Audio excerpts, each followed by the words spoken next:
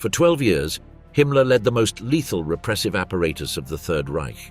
In May 1945, he was merely a disguised fugitive, without allies, without power, and with a poison capsule hidden in his mouth. He had built the SS, overseen concentration camps, coordinated deportations and mass exterminations. But when the regime collapsed, he was cast aside by Hitler, ignored by Dönitz, and despised by the Allies. He ended up wandering among ruins, with a false name, stolen documents, and the hope of escaping punishment. How did Himmler spend his final days as the Reich crumbled? Why did he betray Hitler at the final moment? And how did one of the regime's most powerful men end up disguised and begging for his life? Himmler and the collapse of his empire, the fall of the architect of Nazi terror. At the beginning of 1945, the Third Reich was on the brink of collapse. Allied victory seemed inevitable after the failed Ardennes offensive, while the relentless advance of the Red Army from the east drained the last reserves of German resistance. The dream of an empire dominating Europe had vanished, and the war was heading toward its fatal conclusion. Adolf Hitler, secluded in his Berlin bunker, remained convinced that he could still reverse the situation. In this state of denial and isolation, he did not acknowledge that his empire was in ruins.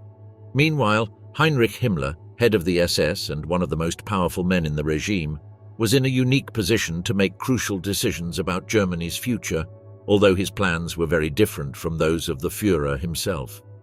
Heinrich Himmler was not only the leader of the SS, the feared Nazi security organization that had controlled the concentration camps, the Gestapo, and the state's repressive apparatus, but also the architect of a structure parallel to the German state itself.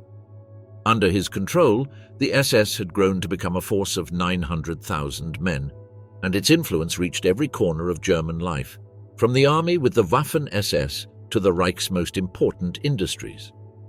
The situation in Germany was dramatically different from previous years.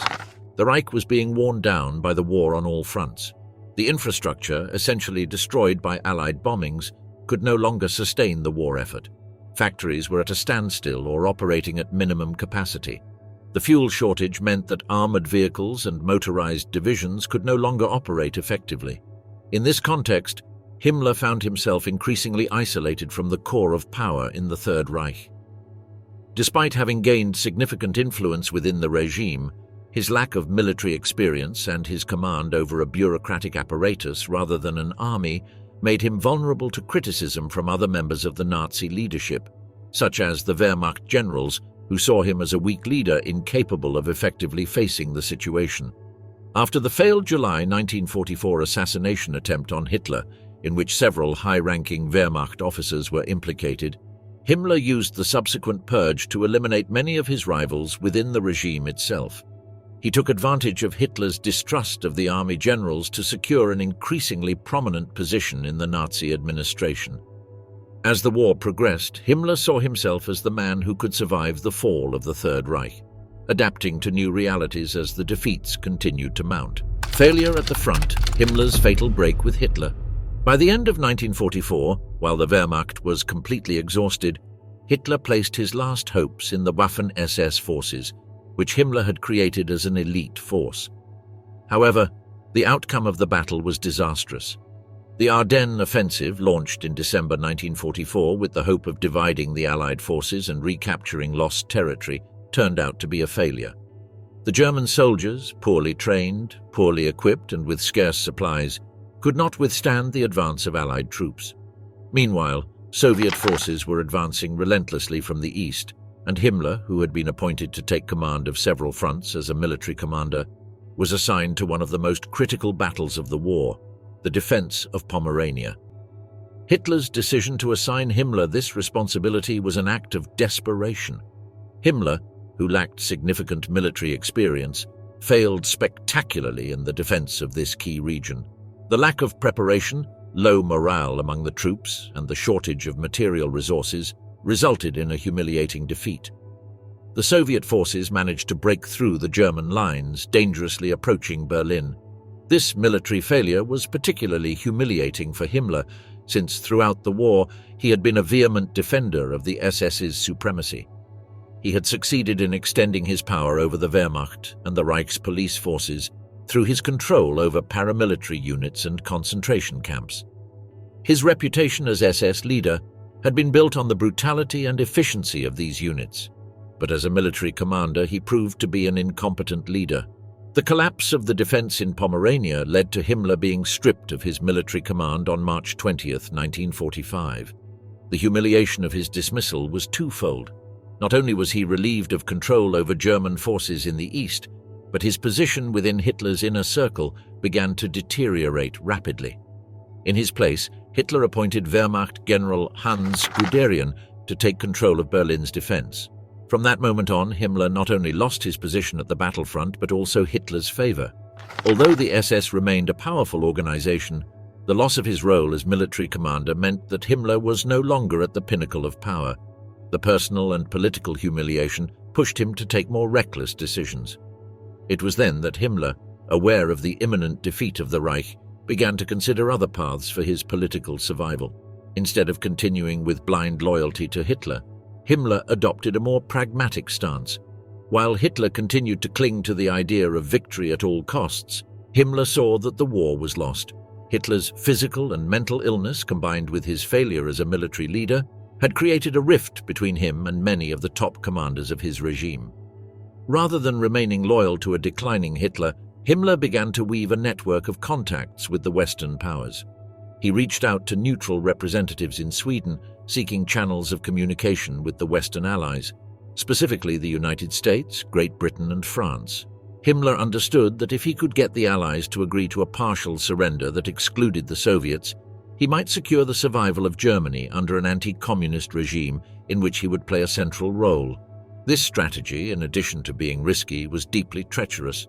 Himmler knew that Hitler would never have accepted a partial surrender, much less negotiations with the Reich's enemies. Nevertheless, in his growing desperation, Himmler was willing to take the risk.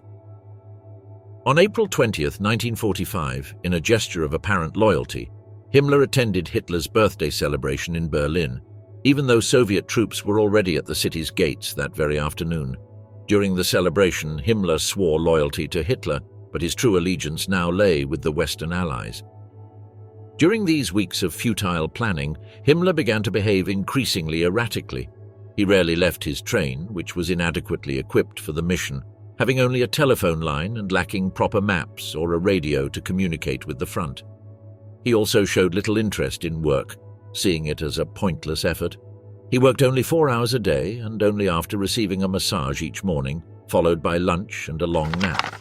The lack of leadership became evident in the performance of the German army on the Eastern Front. While the Soviets advanced inexorably, Himmler focused his efforts on creating a personal escape route, contacting neutral intermediaries who might facilitate negotiations with the Western Allies. His logic was simple. If he could position himself as an anti-communist leader willing to surrender to the Allies, perhaps he could save not only Germany but also himself. Conspiracy and betrayal, Himmler's final moves. Himmler considered negotiating a peace settlement independently. His goal was not only to save Germany from the Soviet invasion, but also to position himself as Hitler's successor in a scenario where the Third Reich was already on the verge of disintegration.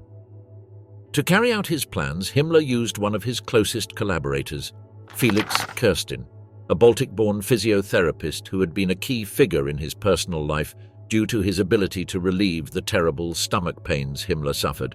Kirsten, who had moved to Sweden, acted as an intermediary in the negotiations with Count Folke Bernadotte, head of the Swedish Red Cross.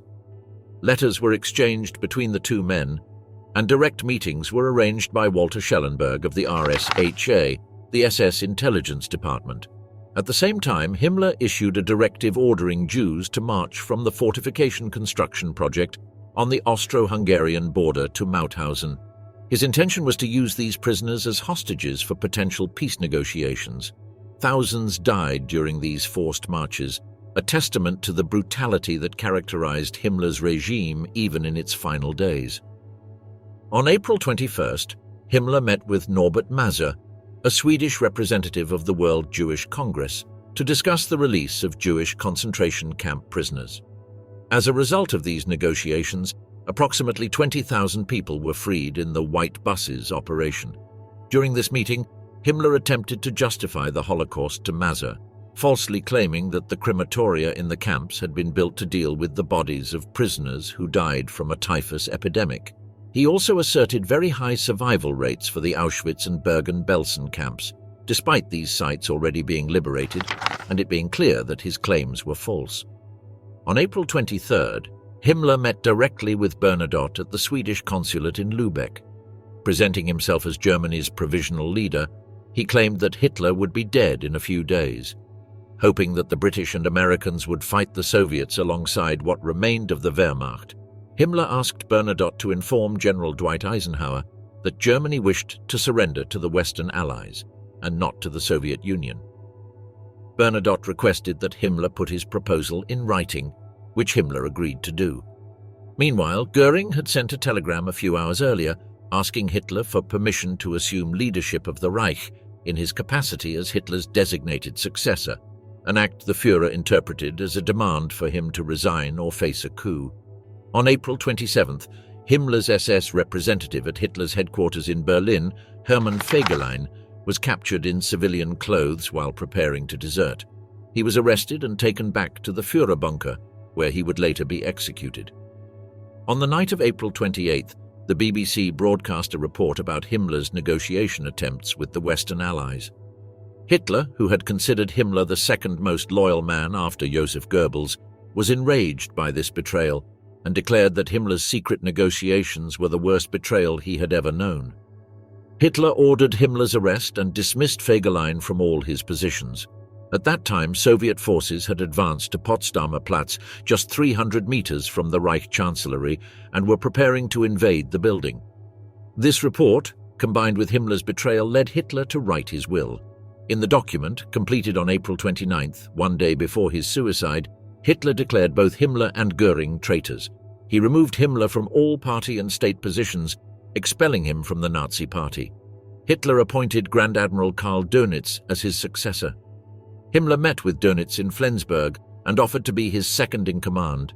He claimed he had the right to a position in Dönitz's provisional government as Reichsführer SS, believing that the SS would be in a good position to restore and maintain order after the war. Dönitz repeatedly rejected Himmler's suggestions and initiated peace negotiations with the Allies. The final power play, the desperate ambition of a fallen leader. On April 28, 1945, after the discovery of his secret negotiations with the Allies, Hitler stripped Himmler of all his positions and officially expelled him from the SS. This condemnation marked the end of his institutional role within the Reich, which he had helped build for more than a decade. Hitler, who had until then considered him one of his most reliable collaborators, now declared him a traitor in his political testament. Despite this formal dismissal, Himmler kept his operational network within the SS structures intact. Years of meticulous construction of a security apparatus parallel to the state had provided him with resources and personnel that he could potentially mobilize for his purposes. His contacts also extended to neutral figures in countries such as Sweden and Switzerland, connections he had cultivated during recent negotiations. With Berlin surrounded by the Soviets and Hitler isolated in his bunker, Himmler turned his attention to the provisional government established by Karl Dönitz in Flensburg in northwestern Germany. On May 1st, after Hitler's death was confirmed, Dönitz officially assumed the presidency of the Reich according to the provisions of Hitler's will. This Flensburg government represented the last remnant of official German authority recognized by the military forces that had not yet surrendered. Between May 1st and 6th, Himmler attempted to integrate himself into this new governmental structure. In his communications with Dönitz, he presented the SS as an organized force capable of maintaining internal order during the transitional period. He argued that his expertise in security and knowledge of intelligence structures would be valuable for negotiating with the Western Allies, especially given the growing fear of Soviet expansion. Dönitz, a career admiral with little connection to the party apparatus, pragmatically assessed the situation. His provisional government operated under extremely limited circumstances. It lacked international recognition, controlled only a fraction of German territory, and its primary objective was to negotiate an orderly surrender to minimize German casualties, particularly of civilians and soldiers fleeing the Soviet advance. Intelligence reports reaching Flensburg made the Allied position clear. Any governmental structure that included prominent figures from the Nazi regime, especially those linked to Holocaust atrocities, would be immediately rejected. Himmler topped the list of wanted war criminals. During the first days of May, Dönitz kept Himmler in an ambiguous position, neither formally integrating him into the cabinet nor definitively rejecting his offers. This strategy was based on practical considerations. While negotiating with the Allies, he needed to maintain control over all German forces that had not yet laid down their arms, including SS units still loyal to Himmler. On May 6th, in an official meeting at the Provisional Government headquarters, Dönitz communicated his final decision to Himmler. There was no possibility for him to be part of the government or the negotiations with the Allies. The presence of the former Reichsführer SS was an insurmountable obstacle to any surrender agreement and irreparably compromised the legitimacy of the provisional government. This decision marked the end of Himmler's aspirations to retain any institutional position of power. With no access to official structures and knowing that the Allies were seeking him as a top war criminal, the situation demanded drastic measures. During the night of May 6th to 7th, Himmler and a small group of collaborators prepared false identity documents and planned escape routes that would avoid major Allied checkpoints. The transformation was remarkable. The man who had led Europe's most extensive security apparatus, controlling police, concentration camps, and elite military units, was now preparing to live in hiding. His power network, although partially operational in some isolated regions, was rapidly disintegrating in the face of advancing occupation forces. Leaving Flensburg on May 7th, Himmler began the final phase of his career, that of a fugitive. With limited resources, false documentation under the name Sergeant Heinrich Hitzinger, and a small group of loyal men, the former SS commander fled south, hoping to find less controlled areas or possible escape routes to neutral countries. The flight of the Reichsführer, the desperation of a cornered man. Upon leaving Dönitz's government, Himmler decided to adopt a new identity to avoid being identified by the Allies. He disguised himself as a simple Sergeant Heinrich Hitzinger, a member of the German Army's secret field police. Alongside him traveled a small group of trusted men, all disguised and under false identities. With this reduced group, Himmler began his flight, moving south through Germany, where he hoped to find refuge in less monitored areas. His goal was to reach a safe place, probably zones still under German control, like Bavaria, or possibly to cross the border into Switzerland or Spain. The days Himmler spent on the run were a torment of uncertainty, as Allied patrols were all over Germany. With the country devastated by war, the roads were inhospitable, full of refugees, demobilized soldiers, and rubble. The remaining German military vehicles were scarce, and many were broken down or unusable due to fuel shortages and lack of resources. Himmler and his small group traveled on foot, carefully advancing through ruined fields, trying to avoid main routes where Allied soldiers were conducting checks. On May 10, 1945, Himmler made his move south. The 15 men, no doubt well armed with pistols and machine guns, used 4 large Wanderer W11 cars, greatly favored by Himmler during his previous visits to the front. The next day, the group arrived at the small town of Delver, a few kilometers southeast of Friedstadt on the Eider River. The following day, the convoy reached Mana. Due to the chaos on the roads caused by refugees, German troops, and destroyed vehicles, it had taken them 2 days to travel just 60 miles by air southward. Himmler's group became trapped on the north shore of the Elbe River estuary, with no way to move the vehicles. The 4 large cars were abandoned, and the group walked to the riverbank at Biel. After searching and negotiating, Himmler's group paid a fisherman 500 Reichsmarks to ferry them across the river to the town of Neuhaus, at the mouth of the Oer River. From that moment on, Himmler's group would travel on foot. Over the next 5 days, the group advanced through rural paths, sleeping in farms, barns, or even on the roadside, becoming increasingly dirty and disheveled, sore and exhausted. On May 18th, the group arrived in Bremwörde, a small town on the Ost River. The plan was to walk across the open countryside to avoid getting entangled in the towns and cities between Hamburg and Bremen, both of which were under full British occupation. On May 18th, the group moved into a country house on Wallstraße in Bremwörde. For 2 days, Members of the group tried to obtain special travel permits from the local mayor, who had been appointed under the new British authority. They sought papers that would allow them to pass through the checkpoint under some fabricated reason, such as a group of sick German soldiers returning home to Munich.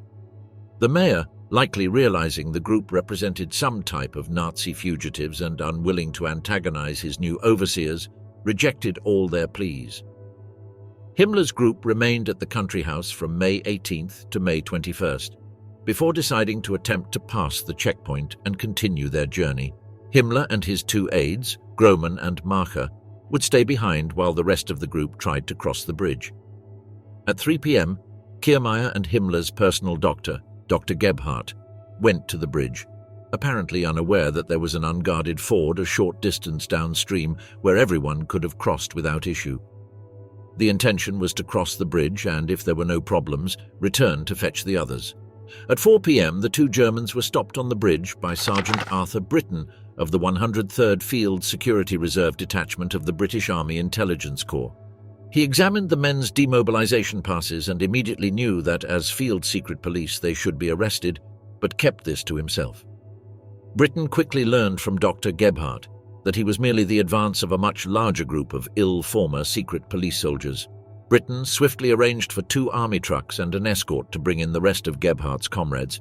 The trucks duly returned with Gebhardt and the rest of the group, but without 3 men, Himmler and his aides. The entire group was arrested and taken to the Westertimke civilian internment camp near Bremen. However, Sergeant Britton held on to Dr. Gebhardt, and together they went to the farmhouse to collect the 3 remaining men. But upon arrival, Himmler and his cohorts had slipped away. British intelligence was alerted about 3 suspected secret field police fugitives in the area.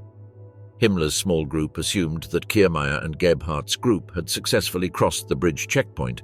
They waited and then made their attempt on May 22nd. The trio walked through the streets of Bremen. Grohmann and Marcher wore long SS officer coats without insignia and walked on either side of the much shorter Himmler, who wore remnants of a German army uniform, a blue raincoat, and an eye patch. Before reaching the bridge, a British patrol stopped them and escorted them to the mill for interrogation. Sergeant Britton received them and reported their arrival by phone to Staff Sergeant John Hogg. Heinrich Himmler was now in Allied hands, but at the moment his true identity was unknown to them.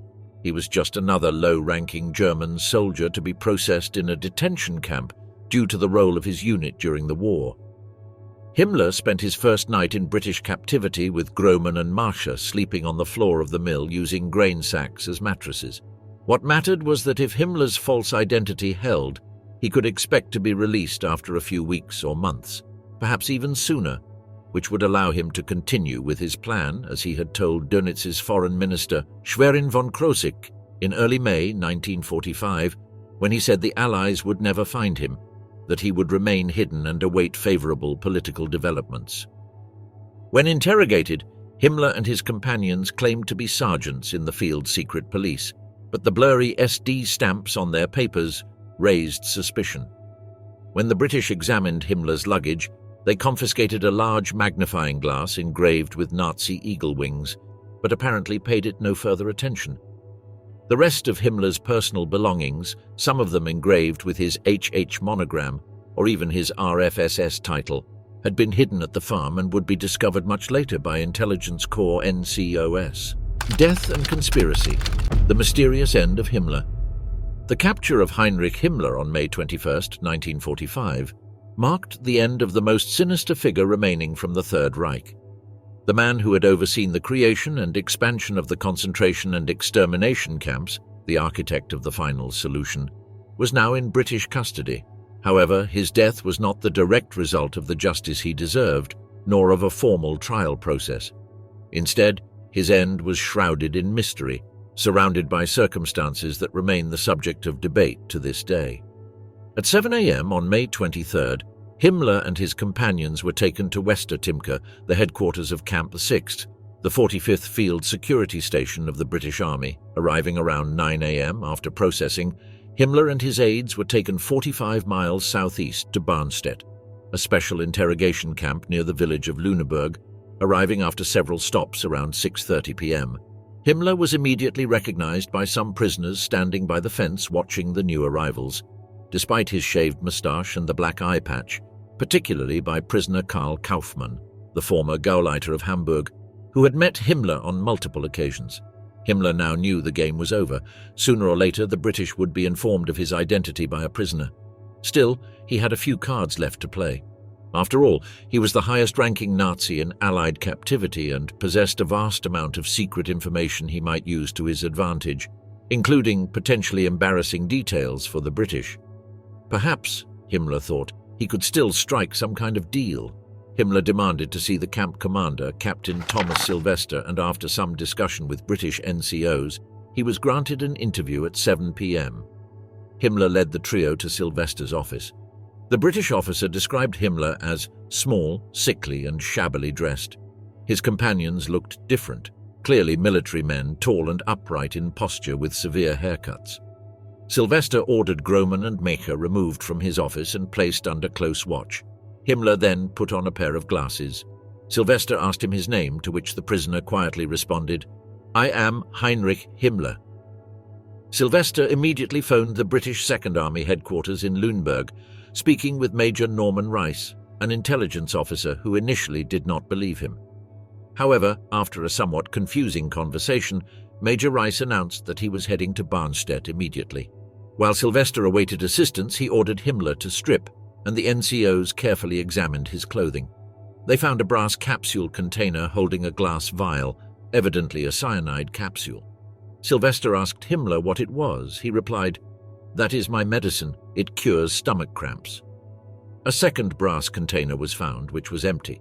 Sylvester ordered a full body search but did not inspect Himmler's mouth, fearing he might have the glass cyanide capsule ready to kill himself. Major Rice and his team of intelligence officers arrived at Barnstedt around 7:30 p.m. Rice brought with him a photograph of Himmler in his black Allgemeine SS uniform, along with a short biography that included his date of birth, Nazi Party and SS membership numbers, and a copy of his signature. However, Rice had no details of weight, height, or other personal metrics, nor a set of fingerprints. His task was simple: to establish Himmler's identity beyond any reasonable doubt.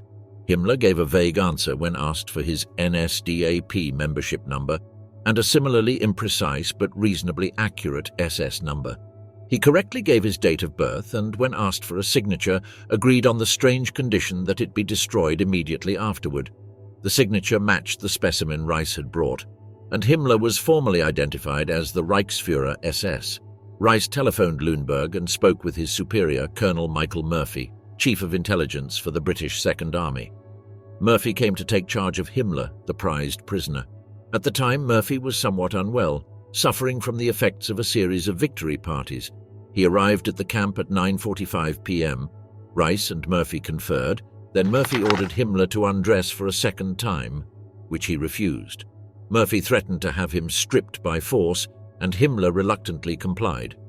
Afterwards, Himmler refused to put on the British battle dress uniform and wore only a grey German army shirt, his underwear and socks, since his original uniform had been confiscated by the British. He was given an army blanket instead of a coat. Murphy decided a doctor should perform a body cavity search, not at the camp, but in a requisitioned house in Lüneburg, ominously named the House for Special Purposes, located at 310 Uelzener Strasse. A doctor was to meet them at the house. At 10:40 p.m., Himmler got into a car, seated in the back between Murphy's second-in-command and a guard, with Murphy in the front passenger seat. Himmler even gave driving directions when Murphy got lost on the way to Lüneburg. Upon arrival at 31A Uelzener Strasse, Murphy and Himmler were met by Captain Wells of the Royal Army Medical Corps, a 55-year-old officer who in civilian life was a general practitioner. Also present was Company Sergeant Major Edwin Austin from the Defense Company headquarters. Murphy ordered Wells to examine Himmler for poison, to which the irritated Wells responded, "I'm a doctor, not a detective." The room, contrary to official reports and illustrations of the time, was unfurnished and very cold, with windows wide open. Himmler, according to the report, undressed for the third time. Murphy left the room, likely to use the bathroom, still suffering from his hangover. The only others in the room apart from Dr. Wells were Company Sergeant Major Austin. In his search for poison, Wells decided to examine Himmler's mouth first, rather than his rectum. Wells examined Himmler thoroughly, reassuring him, and then asked him to open his mouth. Himmler complied. Wells later stated he saw the tip of a small object protruding between Himmler's left cheek and his teeth. At this point, Himmler bit down hard on the object and on Wells's fingers, crushing a glass cyanide ampoule.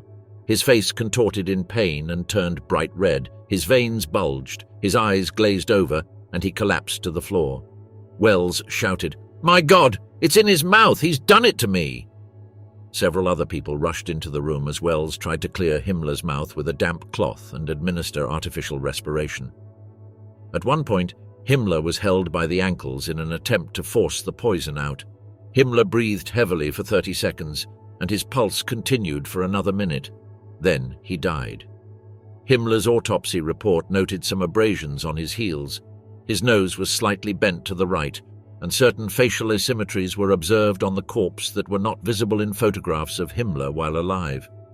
The documents related to Himmler's death, including reports of his capture and the autopsy, remain classified.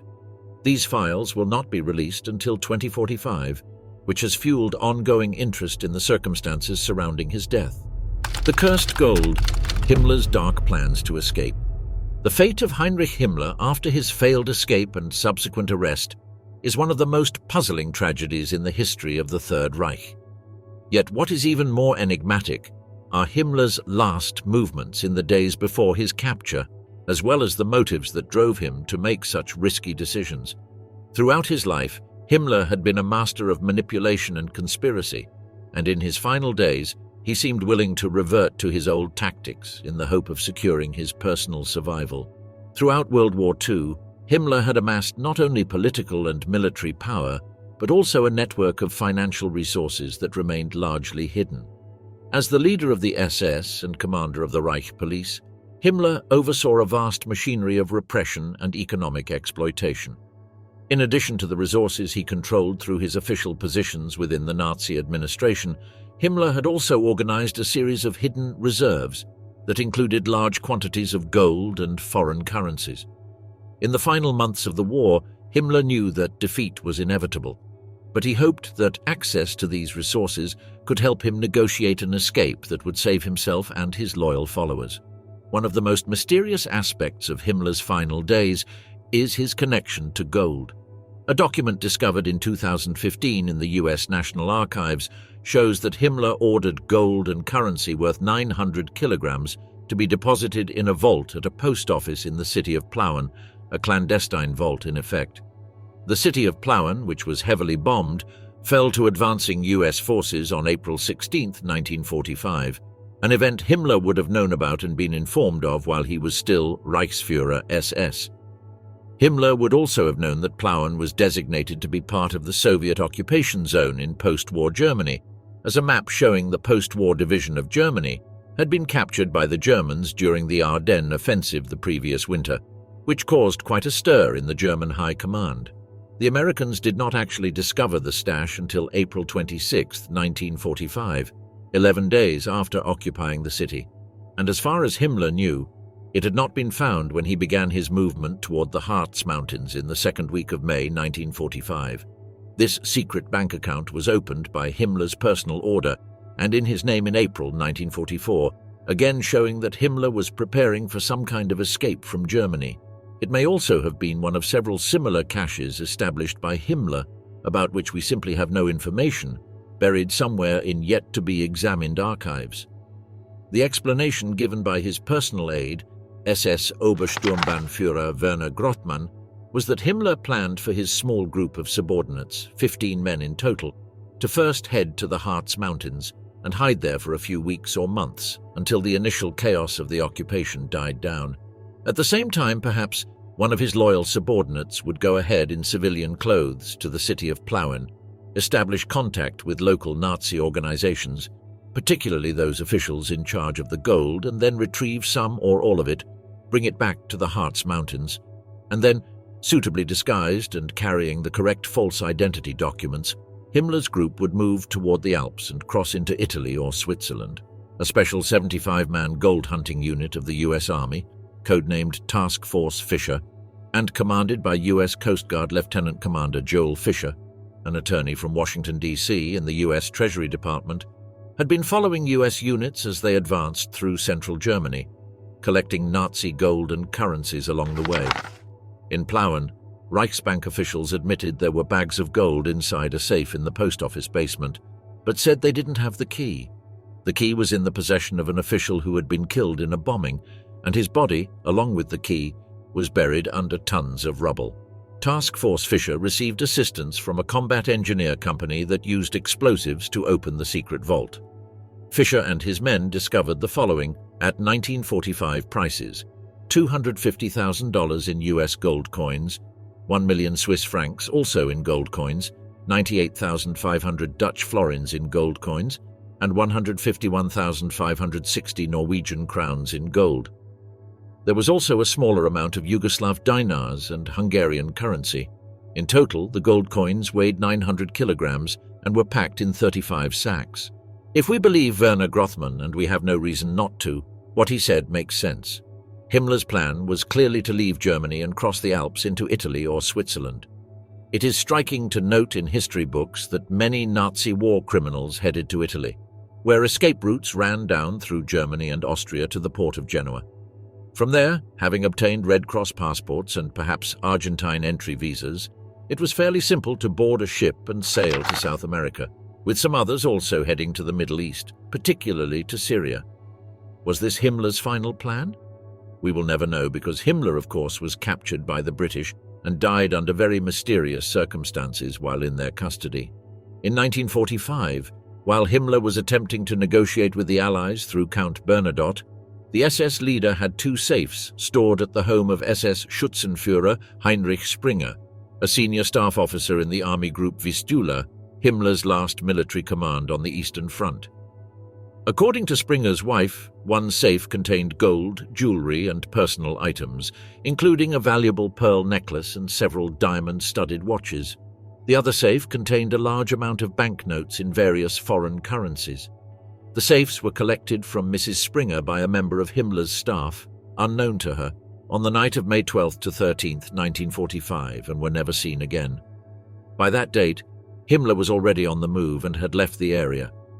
Did the officer who collected the two safes have orders to take them to the Harts Mountains, to the supposed hiding place Grothmann mentioned? It's a possibility. Or perhaps the officer simply helped himself, knowing Himmler had already abandoned the area. Himmler and his group didn't appear to be traveling with chests of bullion or cash in their vehicles. The only mention of money comes when Himmler's group abandoned their cars and bribed a fisherman with 500 Reichsmarks to ferry them across a river. The British never reported finding Himmler and his 14 companions carrying pockets full of gold, diamonds, or cash, and Himmler's aides never said in post-war interviews that the British had stolen valuables from them. It thus seems likely that Himmler intended to reunite with his portable wealth later in his planned journey. In addition to the resources hidden in the secret vaults in Plauen, Himmler had access to another significant source of wealth, a house in the Berchtesgaden area of southern Germany. This property, which he had bought in 1943 for his mistress Hedwig Potast, was known as Schnörkel am See. There, Himmler had stored some of his personal belongings, including uniforms, photographs, and other items, which were discovered by US troops when they captured the area in early May 1945. However, it is unknown whether any significant treasure was hidden on the property. The idea of hiding in the Harts Mountains for a few weeks or months made complete sense, and in fact aligns with something else we know about Himmler, the location of an extremely large cache of gold. The Harts Mountains are located in Saxony and Thuringia, an area of 859 square miles of rugged forested highlands, with the highest point just over 3,000 feet. This strategy bears all the hallmarks of the clever planning for which Himmler was infamous. He knew that despite being expelled by Hitler, SS members and other loyal followers might provide him with refuge and resources in Germany's remote mountainous regions. Moreover, the Harz Mountains offered relatively easy access to routes leading south that could eventually take him beyond Allied control. Himmler's final days reflect the intense paradox of his character, a man who had risen to the highest heights of power as Hitler's second-in-command, only to end as a fugitive, slinking through the countryside and clinging to the hope of escape using the same ruthless and calculating methods that had defined his rise to power. Like many Nazi war criminals who escaped justice, Himmler seemed to believe that his access to hidden resources and his network of loyal contacts would ultimately save him. However, events proved more powerful than Himmler's plans. Despite his meticulous preparation and calculated approach, he was captured by forces he had underestimated, and his life ended in disgrace and mystery, far from the glory he had once imagined for himself. The Thousand-Year Reich had lasted just over a decade, and Himmler, the man who had built his career on brutality and control, found that in the end, he could not control his own fate.